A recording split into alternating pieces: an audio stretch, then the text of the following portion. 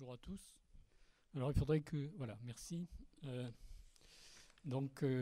D'abord, je remercie les organisateurs de m'avoir invité à ce colloque. Alors je ne suis pas un spécialiste de l'agriculture, mais j'essaierai quand même de parler de choses que je connais pas très bien. Je vais diviser ma présentation en deux parties en gros. Je vais vous présenter l'économie collaborative et je vous montrerai un petit peu l'impact qu'elle pourrait avoir sur le monde agricole et sur sur la filière agroalimentaire plus généralement. Alors d'abord, qu'est-ce que l'économie collaborative? Donc, il faut que j'apprenne l'usage des outils. C'est pas comme ça. Voilà. Si vous avez une chose à retenir, c'est la première phrase. Des interactions économiques d'individu à individu, d'abord et avant tout. Alors l'association WeShare, qui est représentée ici, l'a définit comme l'ensemble des pratiques et des modèles économiques basés sur les structures horizontales et les communautés. C'est une définition un peu longue, mais à laquelle j'adhère parfaitement, qui transforme la façon dont on vit, crée et travaille. Alors plus synthétiquement, on peut dire que l'économie collaborative, c'est l'ensemble des relations à finalité économique que les individus tissent entre eux. Donc finalement, c'est assez large. Beaucoup de ces relations s'effectuent aujourd'hui par l'intermédiaire de plateformes. Je vais beaucoup insister sur cet élément. Et donc, malgré tout, l'économie collaborative n'a pas attendu Internet pour se développer. Par exemple, on peut passer au coup de main que l'on donne à son voisin pour qu'il déménage. Donc tous les actes d'entraide sociale font déjà partie de l'économie collaborative, mais n'ont pas été économisés, au sens où ils ont été mis en relation économique. Et c'est ça la nouveauté qu'apporte Internet. Alors, Internet a aussi, puisqu'il permet de connecter les gens à distance, de nouer beaucoup plus de coopération qu'on avait avant. Il y a un élément de passage à l'échelle qui est très important. Et à titre d'exemple, à titre informatif plutôt, le PIPAM, qui est le pôle interministériel de prospective, d'anticipation et des mutations économiques, donnait un ordre de grandeur de 15 milliards d'euros pour le développement de l'économie collaborative en 2015. Et un cabinet de conseil prévoit que sur le simple segment de la location de biens, mobilier ou immobilier, ça représenterait 335 milliards d'euros à l'horizon 2025. Alors ces chiffres valent ce qu'ils valent, hein, mais ça donne une idée du potentiel de croissance. J'y reviendrai plus tard. L'économie collaborative fait peur aussi, ça c'est très important. Vous avez tous entendu parler d'ubérisation. Et potentiellement, tous les secteurs peuvent être ubérisés. Il y a même un observatoire qui s'amuse à recenser, c'est l'observatoire de l'ubérisation qui s'amuse à recenser un petit peu comment l'ubérisation opère. Donc la question qu'on peut se poser, c'est est-ce que le monde agroalimentaire sera soumis à l'ubérisation? Alors l'économie collaborative, alors j'ai dit, c'est les interactions d'individu à individu. Autre chose importante, c'est l'extension du domaine de marché. Dit autrement, ce sont des potentiels de croissance. Et ça, même s'il y a des côtés extrêmement négatifs que j'ai évoqués à propos de l'ubérisation, je pense que ce sont des transactions économiques qui n'avaient pas lieu avant et qui vont avoir lieu avec l'économie collaborative. Donc c'est ce que François Meunier appelle l'extension du domaine du marché. Il y a aussi un aspect, et j'y reviendrai, un aspect social et sociétal. C'est le développement du lien social entre les individus qui est un peu mis à mal dans l'urbanisation et dans l'isolement dans les grandes cités. Et enfin, et ça nous ramène un petit peu aux prévisions de croissance, c'est peut-être une bulle. C'est-à-dire qu'en fait, l'économie de l'Internet a déjà eu une histoire. Et l'histoire du commerce électronique a montré qu'il peut y avoir une bulle spéculative extrêmement violente qui intervient et qui fait et défait les fortunes en 2 ou 3 ans. Donc il se passe autour de l'économie collaborative le même phénomène qui s'est passé dans les années 1996-2001 sur la montée d'une bulle spéculative. Bon, pourquoi il y aurait une bulle spéculative? Parce que tous les projets ne réussiront pas. Peu de projets réussiront, il faut en être conscient. Et du coup, on peut se demander quel type de projet pourrait avoir plus de chances de succès dans ce monde de l'économie collaborative que d'autres. Alors, on peut avancer 3 conditions nécessaires, mais pas suffisantes, de succès dans l'économie collaborative. L'existence de ressources inemployées, ressources à la fois matérielles ou immatérielles. Vous avez une expertise que vous n'utilisez pas, vous avez une voiture que vous n'utilisez pas, vous avez un appartement que vous n'utilisez pas. Première condition. Deuxième condition, la compétence. Il faut que la compétence soit très limitée, soit très pointue.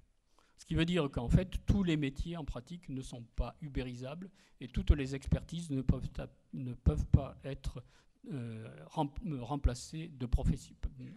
Un professionnel peut avoir son expertise qui ne soit pas remplacée par celle d'un individu dit de la multitude ou de la foule. Et troisièmement, et c'est là qu'intervient Internet, il faut une facilité à organiser l'appariement, c'est-à-dire la mise en relation, puisque l'économie collaborative, c'est d'abord et avant tout de la mise en relation d'individu à individu, comme je le disais au début. Alors, à partir de là, il y a une certaine ambiguïté liée à l'économie collaborative. L'ambiguïté vient autour de la notion de communauté. Quand je vous ai donné la définition qu'a fourni Wischer, on parlait bien du mot communauté. Et le fait qu'il y ait des communautés est constitutif, je dirais, de l'économie collaborative. Je vous le montrerai sur un exemple. Néanmoins, cette communauté est la plupart du temps intermédiaire. C'est-à-dire qu'il y a un intermédiaire qui se met au milieu de la communauté et qui va organiser les interactions entre individus. Du coup, on a 2 formes possibles d'économie collaborative. Une économie collaborative de pair à pair marchand et une économie collaborative de pair à pair collaboratif. Alors, je reviens un instant sur la notion de communauté. Si, prenons par exemple, je ne l'ai pas évoqué à propos du PIPA, mais j'aurais dû le faire, j'ai été stressé par le temps. On dit que le Bon Coin, la vente d'objets d'occasion sur le Bon Coin, c'est de l'économie collaborative, d'après la définition du PIPA. Alors on se dit, mais non, c'est du commerce électronique. C'est a priori, j'ai une voiture d'occasion à vendre, une maison à vendre, je la mets sur le Bon Coin. Bon, c'est du marchand, c'est du commerce électronique. En fait, il y a du collaboratif au sens où ce qu'on va partager, ce qui va faire le bien commun de la communauté des vendeurs et des acheteurs sur le Bon Coin, c'est la réputation. C'est le fait que je suis un bon vendeur, je suis un bon acheteur, et cette connaissance est connaissance commune. Elle est partagée par tous les participants au Bon Coin. Alors, le Bon Coin est un très mauvais exemple puisqu'il n'y a pas de réputation, mais tous les sites de vente en ligne, désormais, intègrent la réputation comme valeur commune de la communauté. Et c'est les seuls éléments qui les met ensemble, qui créent une solidarité aussi bien entre les vendeurs entre vendeurs que entre vendeurs et acheteurs. Alors, j'y reviendrai à propos de l'agriculture. Pardon. Donc, je disais qu'il y a 2 types d'intermédiaires. Tiens, ça marche pas. Pardon, voilà. Non, excusez-moi.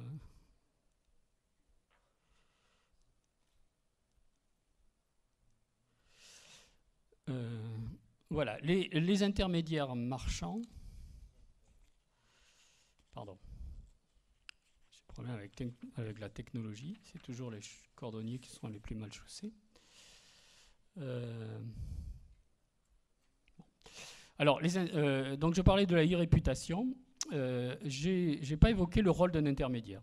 À quoi ça sert finalement un intermédiaire? Un intermédiaire a plusieurs rôles. Il a un rôle de mise en relation, je le disais. Il a une relation de certification de la qualité. Vous passez par un antiquaire qui vous garantit que le meuble est authentique. Il a un rôle de tri, puisqu'il va garantir la qualité, il va sélectionner les bons produits des mauvais produits, les bonnes personnes des mauvaises personnes. Et il a un rôle d'appariement. Il va trouver votre contrepartie. Donc tout ce rôle d'intermédiation, maintenant il est numérisé. Alors, ça se fait comment? Eh ben, la qualité, c'est ça le plus spectaculaire, elle n'est plus évaluée par l'intermédiaire, mais par la foule, par la communauté, justement. La réputation, bon, ben, là, elle est établie par la communauté. Le tri, il se fait par des algorithmes. Et tout ça, ça ne fonctionne que parce que vous avez des plateformes techniques extrêmement sophistiquées. Alors, je vous ai dit qu'il y avait 2 types d'intermédiaires. numérique, il y avait le pair à pair marchand et le pair à pair collaboratif. Alors qu'est-ce que le pair à pair marchand? C'est en gros Blablacar, Airbnb, ce sont tous ces gens-là. Quelle est leur caractéristique? Ils ont un but autonome par rapport à la communauté. Leur seul problème, c'est de faire en sorte qu'ils gagnent de l'argent.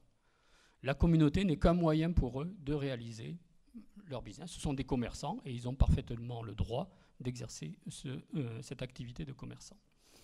Comme ils organisent le marché, comme ils mettent en relation, ce sont des market makers, des faiseurs de marché. Ce sont la plupart du temps des start-up. C'est-à-dire que ce sont des activités qui se développent très vite. Alors pourquoi ça se développe très vite? Tout simplement parce que c'est très facile de devenir intermédiaire. En gros, être intermédiaire, c'est mettre en relation. Donc sur n'importe quoi, vous pouvez mettre en relation. Et après viendra effectivement la sélection, c'est-à-dire qu'est-ce qui fait que quelqu'un est bon intermédiaire numérique. Alors dans le cas marchand, il y a plusieurs conditions qui sont évoquées. Je vous ai parlé précédemment des conditions de marché, c'est-à-dire la ressource inemployée, l'expertise limitée et la facilité d'appariement. Là maintenant, une fois qu'on a ça, comment on fait un bon intermédiaire? Essentiellement, il faut beaucoup d'argent. Il faut la capacité à lever des fonds quand on est dans une logique commerciale. Et donc, il faut le soutien des fonds d'investissement. Il faut convaincre les fonds d'investissement.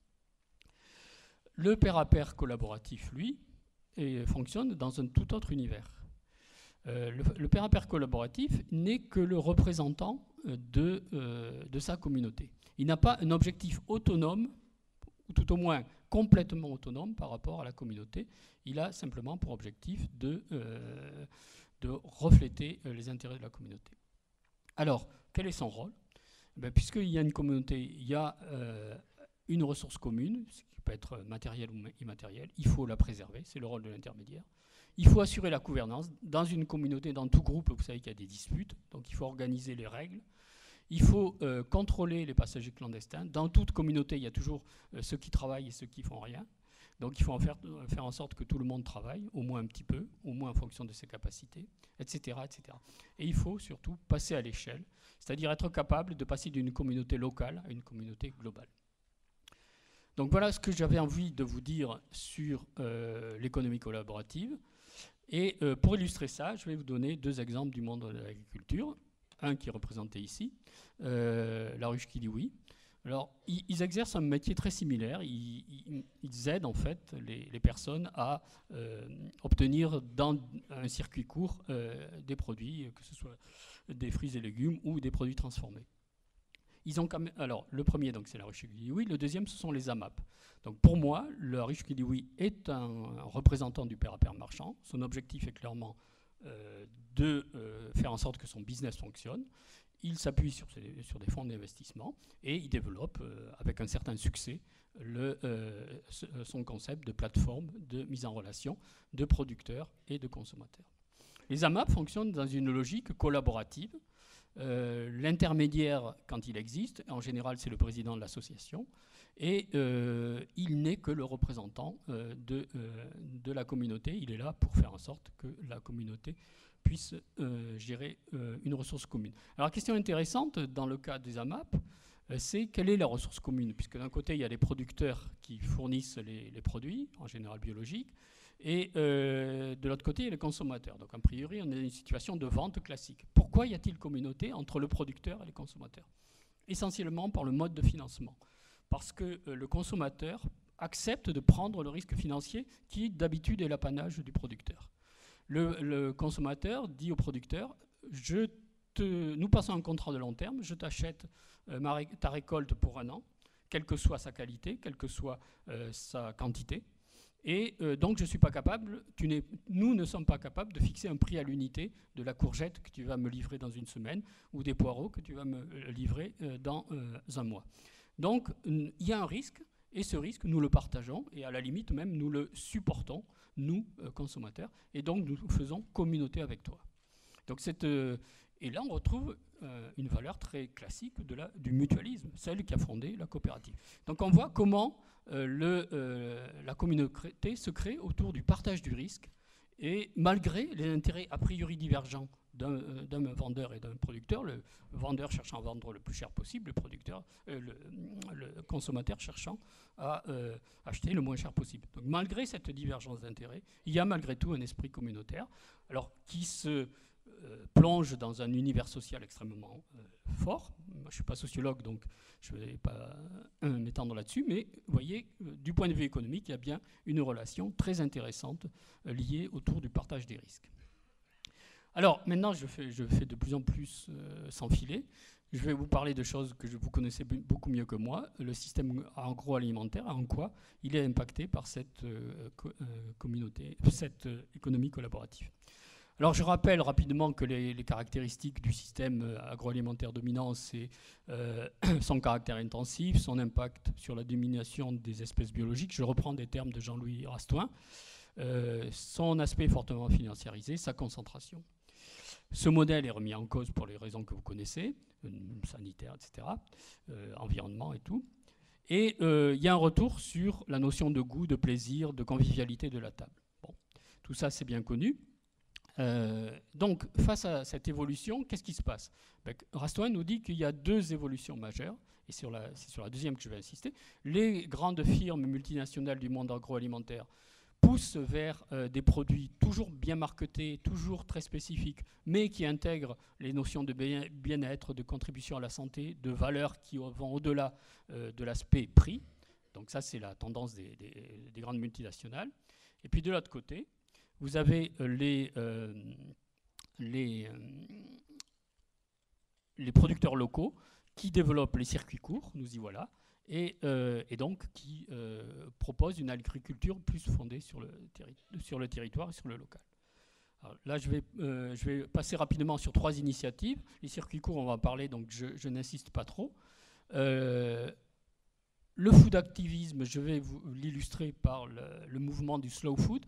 Le mouvement du slow food est intéressant parce que c'est une mobilisation, je dirais, c'est de l'activisme au sens politique du terme, mais c'est une mobilisation internationale portée par l'Internet. C'est-à-dire que c'est l'Internet qui lui donne facilement cette dimension internationale. Mais, et c'est ça qui est intéressant, cette dimension internationale ne rencontre pas le mouvement des AMAP. Ce qui veut dire qu'en fait, il y a un hiatus ici entre la facilité à parler globalement de problèmes qui intéressent tout le monde localement, et la difficulté un hiatus entre ce discours et la pratique, qui est la pratique très locale. Autre piste intéressante, j'ai presque fini. Autre piste intéressante, c'est le crowdfunding.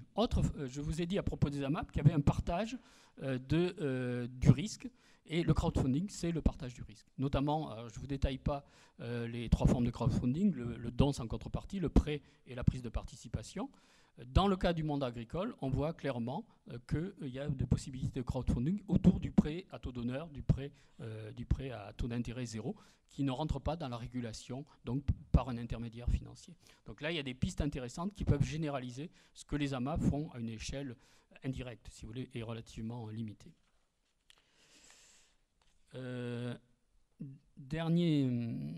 Dernier point que je voulais traiter, le mutualisme. Pourquoi le mutualisme et l'économie collaborative se rencontrent mal? Pour au moins 4 raisons.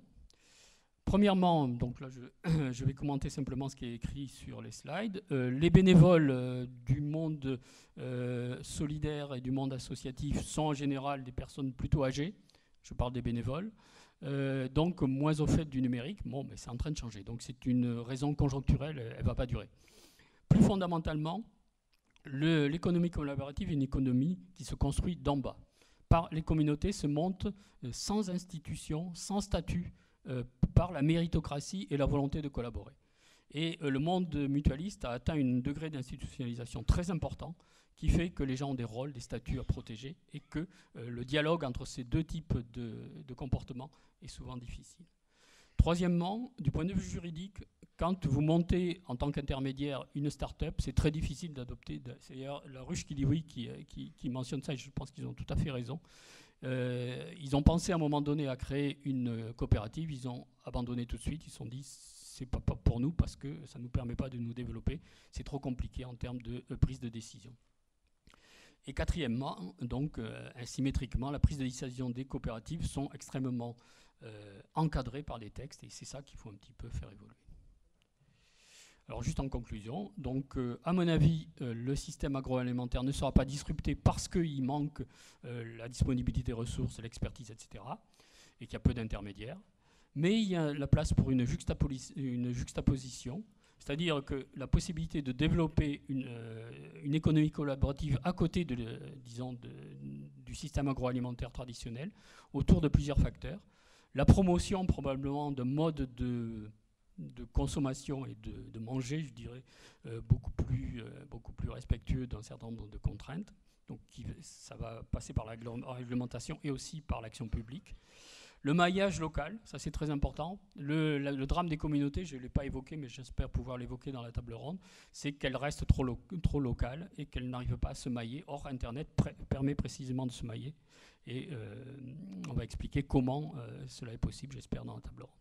Et dernière chose, il est important qu'il y ait une volonté des acteurs de faire évoluer les mentalités, et notamment cette rencontre consommateur-producteur autour de thèmes de solidarité, comme par exemple la finance solidaire, comme le transfert de connaissances, et comme par exemple d'agriculteurs à consommateurs, mais aussi de consommateurs à agriculteurs, pourquoi pas.